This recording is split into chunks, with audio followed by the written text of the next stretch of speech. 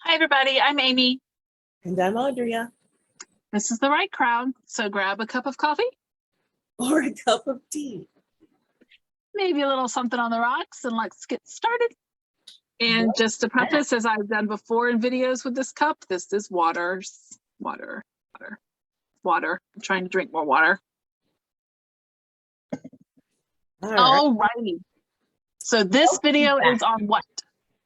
This video is on Newsletter Ninjas 2, the sequel.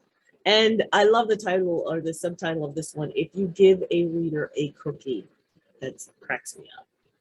And this is about how to supercharge your mailing list with the perfect reader magnet, otherwise known as a cookie, otherwise known as a loss leader. Like if you worked in retail, a loss leader is what gets them in the door. Like 99 cents for a pound of ground beef. Oh, let me book on down there and then I'll buy my ground beef and all the things. So, yep. And you know what? Maybe I don't like the 99-cent ground beef. Maybe I'll get the more expensive ground beef. I mean, I'm here anyway. Yeah. Yeah. Because that's usually what happens. So Tammi, Miss Lebrecque, her book was so popular, but she got lots more questions about reader magnets and what can I do for a reader magnet. So she wrote the second book, which revisits a couple of the topics from the first book, but is also chock full of ideas for reader magnets. So let's start at the top of, she does at the top of both books, she talks about who she is and why she's an authority on newsletters for authors. But then she jumps into chapter 2, which is strategies and tactics revisited. And I love how she's having fun with her titles too, because in book 1, she did strategies and tactics, and now this one is revisited. And now with added goals, exclamation points, but that's fun. And remember, she writes conversationally. So yeah, just keep that in mind.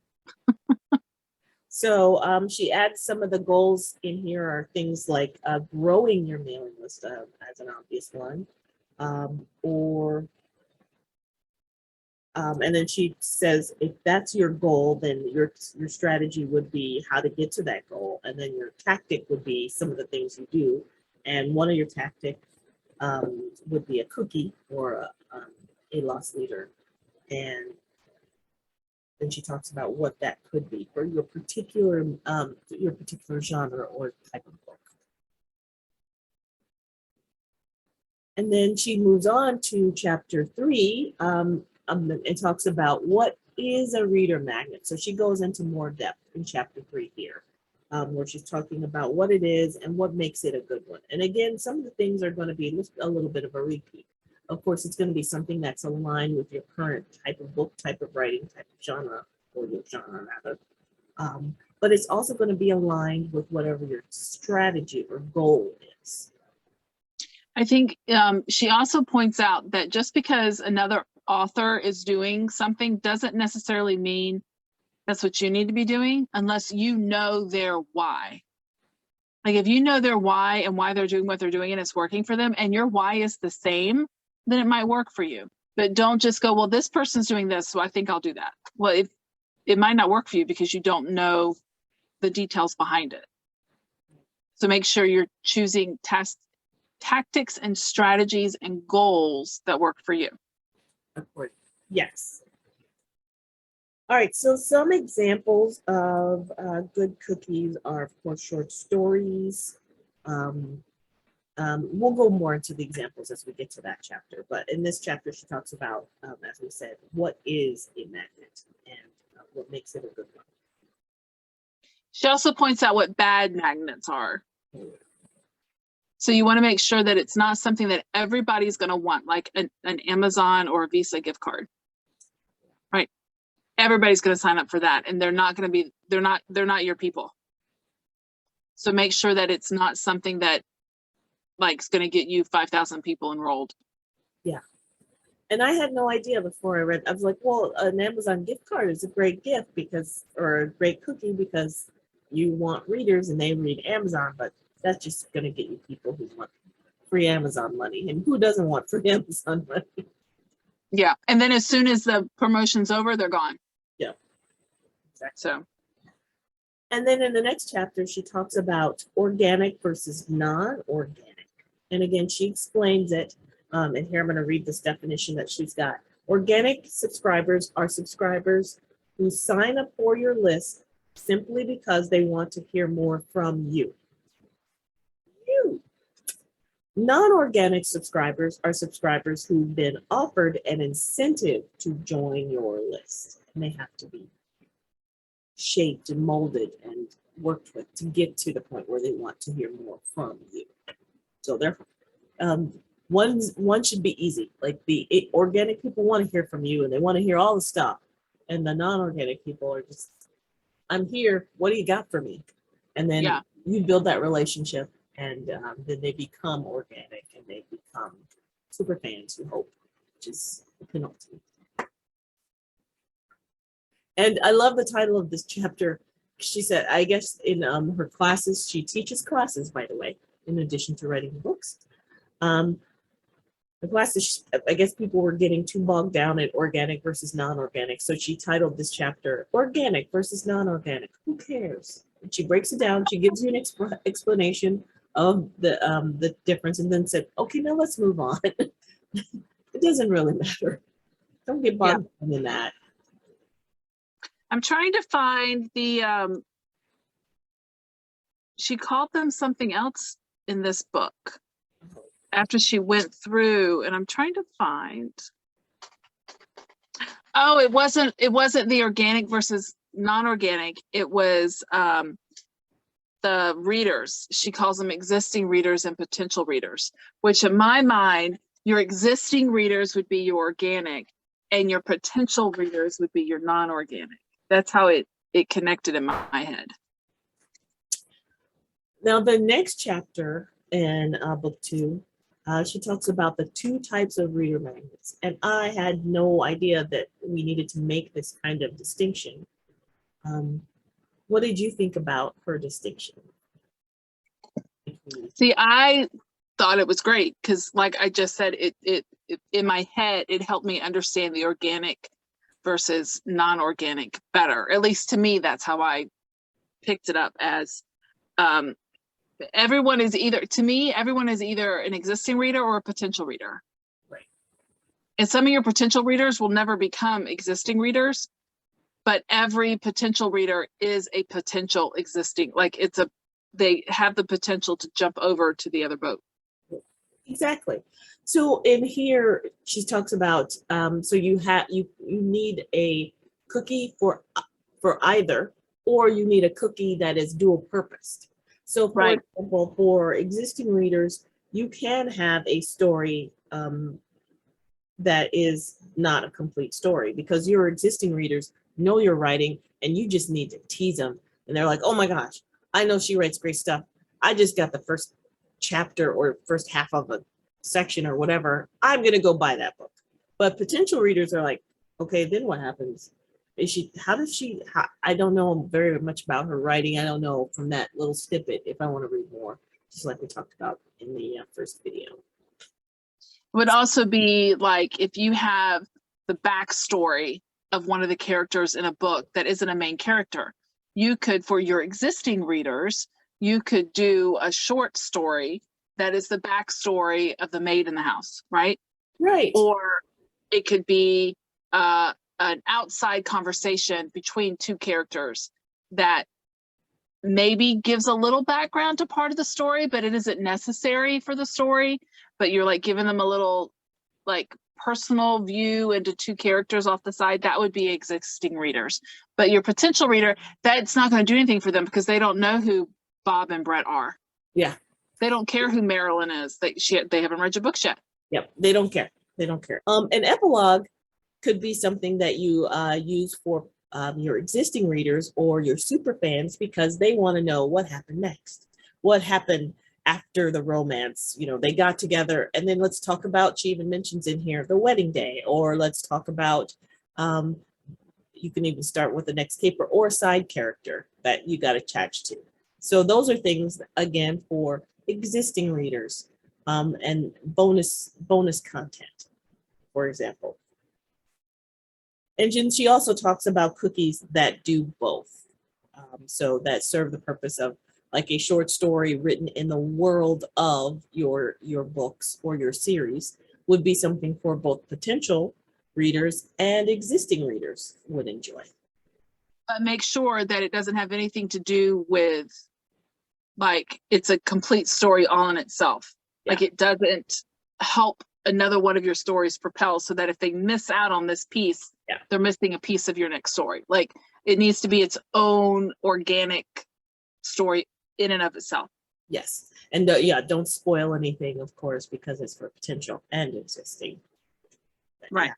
And then she gives you a chapter of do's and don'ts, which I really did appreciate, the do's and don'ts, because I didn't know that you should make your cookie exclusive, but it makes perfect sense. It needs to be something that they can only get by subscribing to your newsletter, because you want more subscribers. If they can get it someplace else, then they'll likely go someplace else and not give you that valuable commodity, which is their email address, to get it. And then she gives some other tips, like think about audio. And again, this book, just like the other one, is a very short book, but it's chock full. And I think what you get in that first book, you get the basics, the how-to, the vocabulary and strategies, tactics, planning, etc. But then you get to this book, which is a little bit more advanced, and now you're talking mostly about, which is why she's got a little guy with a cookie. You're talking about cookies and what kinds of cookies are magnets to use. And she gives some really great examples in here, and also talks about how to deliver your cookies or your reader magnets. But I'm skipping ahead. All right, what did you like in the next section? I like that she gave all the don'ts, because pretty much the whole other book and this book has been about what to do. But she's like, make sure you do this, make sure you don't do that, stick to this, avoid this. Like, I like that she went through and she pointed out at one point to make it a habit to do the thing that's most likely to have the most success.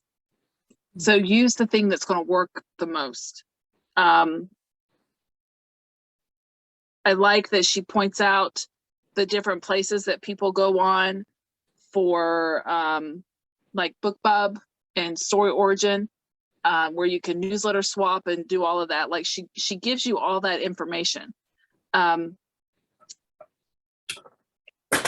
she points out to make sure that what you're doing will be different and surprise and delight your subscribers, so that they want to stick around. Because if you're doing the same thing that everybody else is doing, they can get it from everybody else. So make sure that what you're doing makes you stand out. Oh, I think a big one is not to use your book 2 as your reader magnet. Oh, yeah. Yeah, that's a good that. I mean, book 1, if you're going to do a freebie, book 1. If you want to do book 2, then book 1 and book 2 should both be free. Like, it shouldn't be, 2 is the thing that gets people in. Book 1 should have done that. Oh, yeah. Yeah, that makes sense. And you can make book 1 perma-free. You can make books 1, 2, 3, and 4 perma-free if you've got 8, 9, 10, and 11 going. I mean, yeah, really reel them in there and get them in there. And then, bam, book 4, they got to pay for it. It may only be 99 cents, but you got them in there. And she does talk about that as a strategy that works for authors in, I think it was this book or the first book, that as a strategy that works best for authors that have a big back catalog. If you have a big back catalog, you can give away all kinds of stuff. But if you do not have a big back catalog, giving away, if you only have 3 books and you're giving 2 away, you're not going to make any income, basically. Right. So you just want to think about what's your strategy and what's going to work for you. Yeah. Because like Sarah Cannon, she's working on book 12 of one of her series. I want to say it's like the first 5 or 6 books are free in a box set, like on Kindle. Like, you can get the first, but she has 12 books in her series. Yeah. Like, she could do that. I don't have any. So I won't be doing that. I just purchased, or yeah, for 99 cents. It wasn't free, but it was a box set. It was the first 5 books in the series. It's a cozy mystery series. Surprise! Although I do read other things. I read urban fantasy, all the things. But anyway, it's the first 5, I believe, books in a series, and it is on sale. It's not always 99 cents. After this, it goes up to $9.99. And again, strategies and tactics. But I went in and I purchased it just because, well, it's the first 5 books in the series. Oh my gosh, what a bargain that is. But this author has, the series goes to, I think, book 10 and so far, and she's still writing this series. And also she has other series. So if you like these books, you might jump to the other series because she, you like. I've done that before. Oh yeah, I do that. I've been reading a series and then, oh my gosh, the series is over. They're writing the next one. Do they have anything else? Because I like their style. I like their humor. I like what they're doing. And then I'll go and I'll start another series, same author, because I know I'm going to enjoy it because I like their style of writing. So that's why this book in particular, and the other book, first book as well, is going to be handy for you going through your writing career. So you're going to come back to this book. I mean, that chapter, is it chapter 8? That is just all of the, The reader magnet ideas is chapter 8. Magnet ideas, which are just awesome. I've never even thought of some of these, and this stuff is just gold right here. You could do this for any character, any genre, any type of book. Some of the ones she got in here, like character or concept art. I'm about to commission character art for my series, and that would be a great one. Or phone or desktop wallpaper, maps, things like that. So this book has got so many great ideas for reader magnets and cookies in here. And I think it's good for like us because we don't have anything published. But so this isn't just ideas for if you have a catalog of books. Like there's things in here that you could do now for building your list to get the super fans so that when your book does come out, you're not then trying to build a list, right? Your list is already there. Yeah. They already know that they love your writing. They already know that they're going to enjoy what you put out. So be sure to take a look at, I mean, it's a pretty extensive list. Yeah. And we're not going to tell you what's on it because you need to go buy the book. Yeah, we gave you a teaser, but there's lots of great things on there that you can use over and over again for different books. And then let's see, we get to. Oh, wait.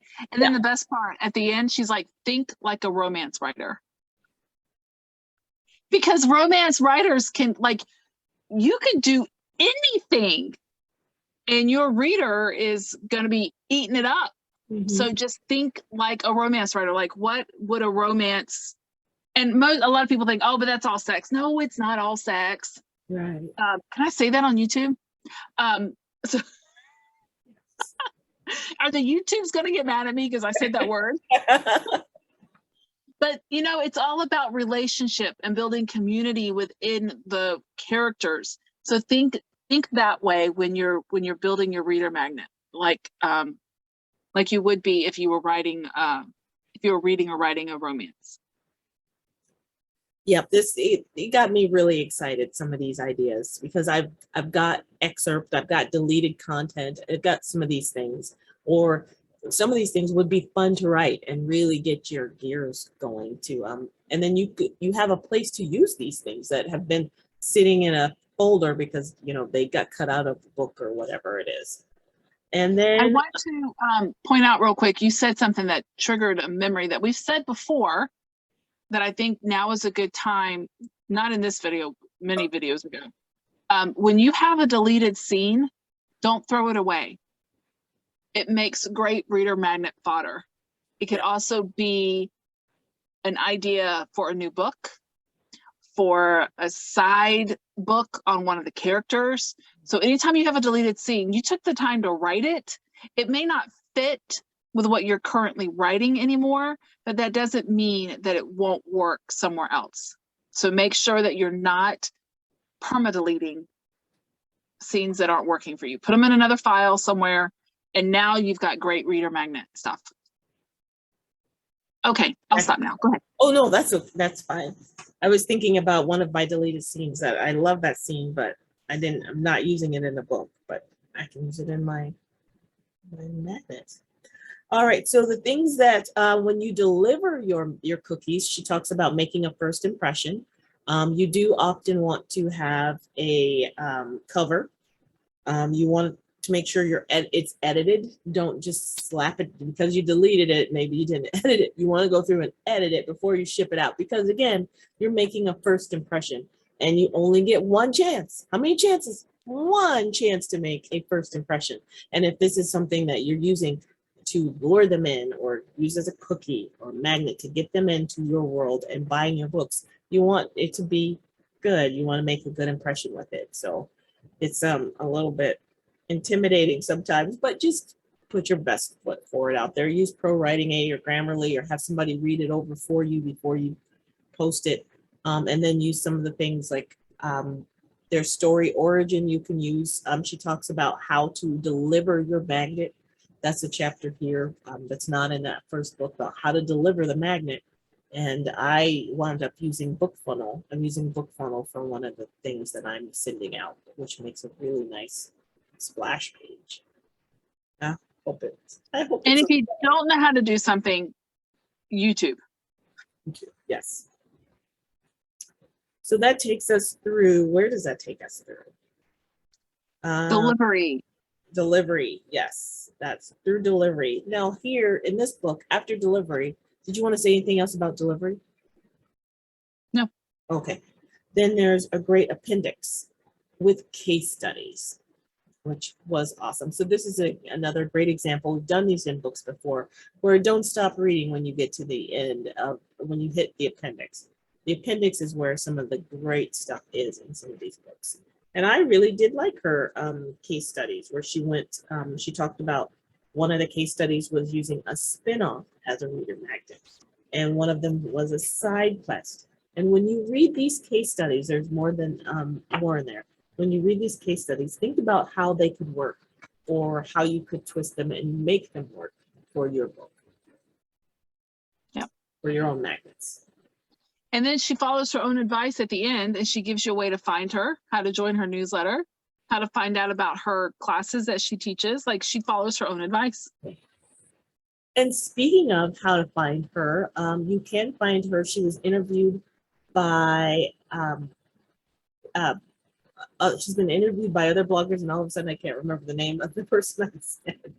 But she was at 20 Books to 50K in 2021. And there she did, her presentation was on advanced newsletter techniques. So we'll put a link to that in the show notes. So once you've read book 1 and book 2 and you're ready to implement, you've tried some of these things, you're probably ready for advanced techniques. And you can find those in that link for 20 Books to 50K. And then, it was the Creative Pen with Joanna Penn. I'm speaking Penny. With Joanna Penn, she was on her show a couple of years ago talking about newsletter. And one thing to remember, having a newsletter is probably timeless. Who knows? But I mean, it's been around for a while. It's going to be around for a lot more, a lot longer, having to build a newsletter list and maintain it.